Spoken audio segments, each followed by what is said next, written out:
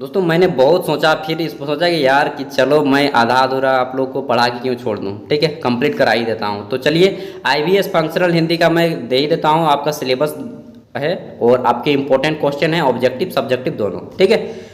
तो मुझे guilt feel होने लगा यार, लगने लगा कि अपने आप में कि मैंने कुछ गलत किया है आप लोग के साथ। तो मुझे लगा कि चलिए कंप्लीट करा ही देते हैं, ठीक है। तो चलिए देखते हैं। फंक्शनल हिंदी यानी कि कार्यकारी हिंदी। फंक्शनल मतलब होता है कामकाज करने वाला, और राजभाषा हिंदी आपको इसमें पढ़ना है IVS 7, ठीक है। जितने भी लोग रखे हैं फंक्शनल हिंदी IVS 7, उनका पेपर इसी टाइप से आएगा। चलिए देख लेते हैं। देखिए आपका एग्जाम जो है 3 घंटा का होगा, फुल मार्क्स रहेंगे 75। क्वालिफाई करने के लिए आपको 30 नंबर लाने होंगे, ठीक है। 3 घंटा समय रहेगा, 30 नंबर लाना होगा पास करने के लिए। अब देखते हैं तो क्वेश्चन किस टाइप से आएंगे, पहले मैं वो दिखा देता हूँ। आपके एग्जाम में जो क्वेश्चन आएंगे वो आएंगे 1 मार्क्स वाले 5 क्वेश्चन आएंगे, ठीक है। 1 मार्क्स वाले 5 क्वेश्चन, 5 मार्क्स वाले 2 क्वेश्चन आएंगे, यानी कि टोटल 10 नंबर। ये हो जाएगा ग्रुप ए 15 नंबर का, ठीक है। फिर आएगा ग्रुप बी, जिसमें आपके 15 मार्क्स वाले 4 क्वेश्चन का आंसर करना होगा। टोटल 6 क्वेश्चन दिए जाएंगे, जिसमें से किसी 4 का आंसर करना होगा, ठीक है। अब देख लेते हैं तो आपको क्या क्या पढ़ना है, पहले ये चीज़ हम लोग जान लेते हैं। फंक्शनल हिंदी के तहत दोस्तों आपको पढ़ना है राजभाषा नीति, ठीक है। इसमें आपको पढ़ना है कि हिंदी के प्रयोग का संवैधानिक प्रावधान, ठीक है, धारा 343। फिर पढ़ना है राजभाषा अधिनियम 1963। फिर पढ़ना है 1976, और उसके बाद जो है नियम 1960 ईस्वी के राजभाषा आदेश का प्रस्ताव 1968 ईस्वी, हिंदी प्रशिक्षण तथा प्रोत्साहन पुरस्कार नवनिर्मित, ठीक है। आगे देख लेते हैं तो यहाँ पे फिर आता है ख में पढ़ना होगा आपको कार्यकारी हिंदी के कार्यालय पत्राचार, ठीक है। कार्यालय मतलब ऑफिस, हिंदी के जितने भी ऑफिस में काम होते हैं जिसमें आपका पत्राचार, ठीक है। पत्राचार का उद्देश्य, महत्व, पत्र व्यवहार के प्रकार, जैसे मूल पत्र हो गया, फिर आपका पत्रोत्तर हो गया, पावती रसीद जिसको हम लोग रिसीविंग बोलते हैं, ठीक है। अर्धशासकीय पत्र, ज्ञापन परिषद, आदेश, पृष्ठांकर, अंतर विभाग या टिप्पणी, मानक मसौदे जिसको ड्राफ्ट बोला जाता है, निविदा, पत्र सूचनाएं, रिक्तियों के लिए विज्ञापन, प्रेस, विज्ञापित और रिपोर्ट। इसमें से बहुत सारे वर्ड ऐसे हैं जिसका मतलब आप नहीं जानते हैं, कोई बात नहीं, इसलिए हम लोग आपके लिए इंपॉर्टेंट क्वेश्चन बनाए हैं। रांची विश्वविद्यालय, ठीक है। चलिए देख लेते हैं। उसके बाद आपका प्रैक्टिकल होगा 25 मार्क्स का, वो बाद की बात है। अभी आपके सामने एग्जाम है, ठीक है। तो कल आपका एग्जाम होने वाला फंक्शनल हिंदी IVS 7। इसमें आपकी जो है 5 ऑब्जेक्टिव क्वेश्चन रहेंगे। हमने 15 ऑब्जेक्टिव क्वेश्चन दे रहा हूँ गैस करके। मैं भी आपके एग्जाम में जरूर 3 या 5 के हो सकता है 5 क्वेश्चन मैच कर जाए, लेकिन 2 तो मिनिमम करेगा ही करेगा, ठीक है। 2 से 3 क्वेश्चन मैच करेगा ही करेगा डेफिनेटली। पहला क्वेश्चन है कि भारत की राष्ट्रभाषा क्या है, ठीक है। सॉरी, राजभाषा क्या है, भारतीय संघ की राजभाषा क्या है। क्वेश्चन हो सकता है कि भारत की राजभाषा क्या है या फिर भारतीय संघ की राजभाषा क्या है, दोनों का आंसर होगा हिंदी। दोस्तों भारत की राष्ट्रीय भाषा क्या है, दोस्तों भारत की राष्ट्रभाषा कुछ भी नहीं है, ठीक है। नेशनल लैंग्वेज भारत का कुछ भी नहीं है। हिंदी भारत की राजभाषा है, राष्ट्रभाषा नहीं। क्या भाषा है? राजभाषा, ठीक है, राजभाषा है, राजभाषा है, राष्ट्रभाषा नहीं है। भारत की राष्ट्रभाषा कुछ भी नहीं है, ठीक है। ये थोड़ा सा जान लीजिए क्योंकि आप लोग ये पढ़ रहे हैं। राष्ट्रभाषा कुछ भी नहीं है, क्यों? भारत में बहुत सारे भाषा बोले जाते हैं, इसलिए भारत की कोई भी राष्ट्रभाषा नहीं है। तो फिर राजभाषा क्या है जी? राजभाषा वह है जो सबसे ज़्यादा क्षेत्र में बोला जाता है, उसी को राजभाषा बोला जाता है, ठीक है। तो हिंदी झारखंड के सबसे ज़्यादा क्षेत्रों में बोला जाता है, इसलिए हिंदी को राजभाषा बनाया गया है। राष्ट्रभाषा भारत का कुछ भी नहीं है, ठीक है। और राजभाषा के साथ उसका सहायक इंग्लिश को बनाया गया है, ठीक है। शुरू में 15 साल के लिए इंग्लिश को रखा गया था, बाद में अभी एक्सटेंड कर दिया गया है। अगला है हिंदी को भारत की राजभाषा किस संविधान धारा के अनुच्छेद किया गया है। तो हिंदी को भारत का जो राजभाषा है संविधान के किस अनुच्छेद के तहत बनाया गया है? 343(1) के तहत। दोस्तों सभी क्वेश्चन मैंने खुद इंपॉर्टेंट सिलेक्ट किए हैं, आप लोग नोट कर लीजिएगा, ठीक है। आज दिन भर आपका यही काम है, पढ़ना है और कल पढ़ के यही जाना है। और आप लोग ये तो पढ़ना है, इसके अलावा जितना भी बचेगा वो आपको खुद करना है, ठीक है। ये मैं आपको 50% मटेरियल दे रहा हूँ, समझ लीजिएगा, और 50% आपको खुद तैयार करना है। अगला है राजभाषा हिंदी किस लिपि में लिखी जाती है। तो हम लोग की जो लिपि है देवनागरी है। हिंदी भाषा की अभी जो आप पढ़ रहे हैं ना, ये सभी देवनागरी की लिपि का है। क ख ग घ ये सभी देवनागरी लिपि है, ठीक है। आगे देखते हैं। अगला है भारतीय संविधान का अनुच्छेद 343 किसके बारे में है? तो भारतीय संघ की आधिकारिक भाषा के बारे में। ठीक है, भारतीय संघ की आधिकारिक भाषा के बारे में या फिर केवल संघ की आधिकारिक भाषा के बारे में।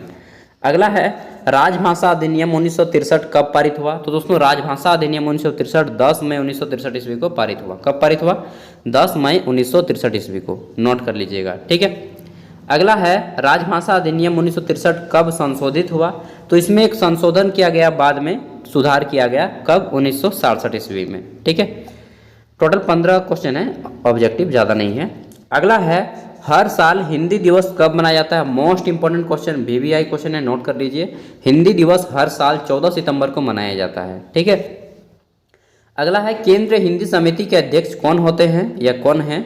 तो दोस्तों देश का वर्तमान प्रधानमंत्री जो है, जो देश का वर्तमान प्रधानमंत्री होता है, प्राइम मिनिस्टर, PM, वह देश का केंद्रीय हिंदी समिति के अध्यक्ष होते हैं। ठीक है, अगला है राजभाषा अधिनियम कब पारित हुआ? 1976 ईस्वी में पारित हुआ, संसद में पारित हुआ था राजभाषा अधिनियम। अगला है भारत के प्रथम राष्ट्र कवि कौन है? तो भारत के प्रथम राष्ट्रीय कवि, ठीक है, नेशनल पोइट, यह कौन थे? मैथिली शरण गुप्त, मैथिली शरण गुप्त।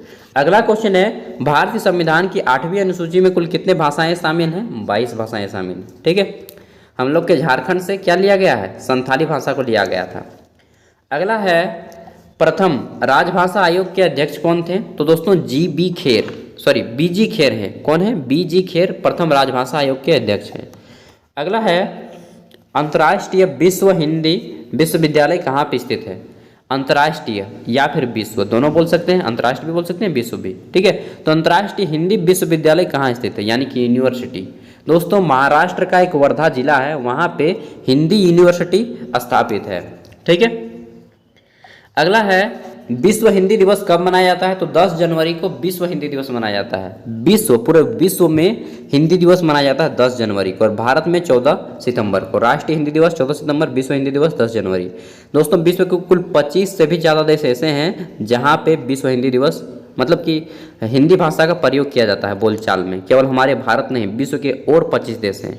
अगर बात किया जाए कि विश्व का कौन सा देश है हिंदी, तो दोस्तों हिंदी एक जो है हमारा विश्व स्तरीय भाषा है, जिसको इंटरनेशनल लैंग्वेज बोलते हैं। बस विश्व में सबसे ज़्यादा बोली जाने वाली भाषा पहली है चीनी, ठीक है, चीनी जो चीन की है, दूसरी है आपका अंग्रेजी, ठीक है, और तीसरी है हमारी हिंदी। हिंदी हमारे विश्व की तीसरी सबसे ज़्यादा बोली जाने वाली भाषा है। तो समझ रहे हैं ना यार, हिंदी को कम मत सोचिएगा, हिंदी बोलने में आप गिल्ट फील मत कीजिएगा कि यार नहीं भाई इतना, अरे ये दोस्त हमारा हिंदी जो है ना बहुत है, अंतर आत्मा की बात है, दिल की बात हिंदी से होती है। इंग्लिश में कहाँ वो मज़ा है बोलने में ना, कि हमको तुमसे, समझ रहे हैं ना। चलिए गाना याद आ गया। विश्व हिंदी दिवस कब मनाया जाता है? 10 जनवरी। अगला है संविधान सभा में हिंदी को राजभाषा बनाने का प्रस्ताव किसने रखा था? गोपाल स्वामी आयंगर ने रखा था। ठीक है, संविधान सभा ने हिंदी को राजभाषा बनाने का प्रस्ताव गोपाल स्वामी आयंगर ने रखा था। यह पूछा जा सकता है कि किसने रखा था, तो गोपाल स्वामी आयंगर। ये 15 क्वेश्चन थे, नोट कर लेना है। आगे देखते हैं, यहाँ पे दीर्घ उत्तरीय प्रश्न आते हैं। दीर्घ उत्तरीय प्रश्न मैंने 10 सेलेक्ट किए हैं जो कि एग्जाम में इंपॉर्टेंट साबित होंगे। पहला है राजभाषा के रूप में हिंदी की संवैधानिक स्थिति पर प्रकाश डालें। ठीक है, पहला क्वेश्चन है। अगला है राजभाषा अधिनियम 1963 का उद्देश्य क्या है, स्पष्ट करें। अगला है संसदीय राजभाषा समिति अप्रैल 1959 के रिपोर्ट की सुझावों को लिखें। यहाँ पे जितना भी और बाकी दिया गया है स्लैब में सभी आपको इस तरह से पूछे जा सकते हैं। ठीक है, अगला है देवनागरिक लिपि के मानकीकरण स्पष्ट करें। नेक्स्ट है आपका मातृभाषा की परिभाषा और महत्व लिखें।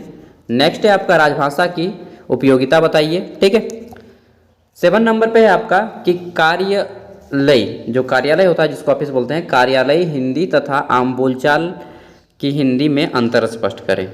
नेक्स्ट है आपका हिंदी के कार्यालय स्वरूप पर टिप्पणी लिखें। अगला है पत्राचार का उद्देश्य और महत्व बताइए। नेक्स्ट है हिंदी पत्र व्यवहार के प्रकार को बताइए। तो दोस्तों ये थे इंपॉर्टेंट क्वेश्चन। ठीक है, ये आपको दिन भर में 3 घंटा समय लगेगा, उससे भी कम समय लगेगा। इसको आपको सॉल्व कर लेना है, बना लेना है। उसके बाद आपको जो पढ़ना है पढ़िए।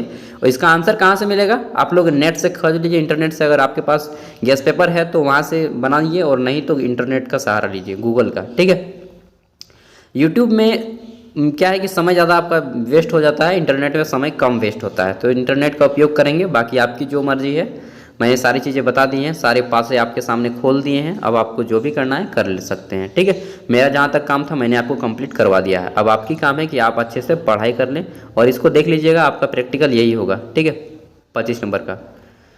तो मिलते हैं अगले वीडियो में, तब तक के लिए बाय। इसका पूरा का पूरा पीडीएफ आपको वीडियो का डिस्क्रिप्शन में मिल जाएगा, यहाँ से आप लोग पीडीएफ डाउनलोड कर लीजिएगा। और आप लोग प्लीज़ यार, जो व्हाट्सएप नंबर दिया गया था पहले ही आया था, आपको उस व्हाट्सएप नंबर से जैसे ही आपका एग्ज़ाम होता है अपना क्वेश्चन पेपर भेज दीजिएगा। इससे क्या होता है दोस्तों, इससे क्या होता है मालूम है कि आपके आने वाले जो जूनियर होते हैं ना, उनकी बहुत ज़्यादा हेल्प हो जाती है, ठीक है। और सेकंड शिफ्ट में जो एग्ज़ाम होगा उनकी भी हेल्प हो जाएगी, जिसमें कॉमर्स है और साइंस है और अभी आपका आर्ट्स वाला है, ठीक है। सबका बहुत ज़्यादा हेल्प हो जाएगा। प्लीज़ यार आप लोग कोऑपरेट कीजिएगा, तभी हम दूसरे मतलब एक दूसरे का साथ दीजिएगा ना, तभी जाके समाज आगे बढ़ता है। समझ रहे हैं आप भी बात को? हाँ, तो आप लोग एग्जाम होगा, क्वेश्चन पेपर इस व्हाट्सएप नंबर पे भेज दीजिएगा। फ़ोन नहीं कीजिएगा, इस नंबर पे आपको फ़ोन नहीं करना है। अगर इंपॉर्टेंट काम हुआ तो प्लीज़ वहाँ पे आपका व्हाट्सएप में टेक्स्ट कर दीजिएगा मैसेज, हम आपको आंसर कर देंगे, ठीक है, जब भी समय मिलेगा। थैंक यू, मिलते हैं अगले वीडियो में, तब तक के लिए बाय। इसी तरह से MG और IRC का भी मैं कोशिश करूँगा जल्दी पेपर लाने का। Bye, take care and all the best यार। अच्छे से एग्ज़ाम दो, एग्ज़ाम में एक भी क्वेश्चन मत छोड़ना, ठीक है।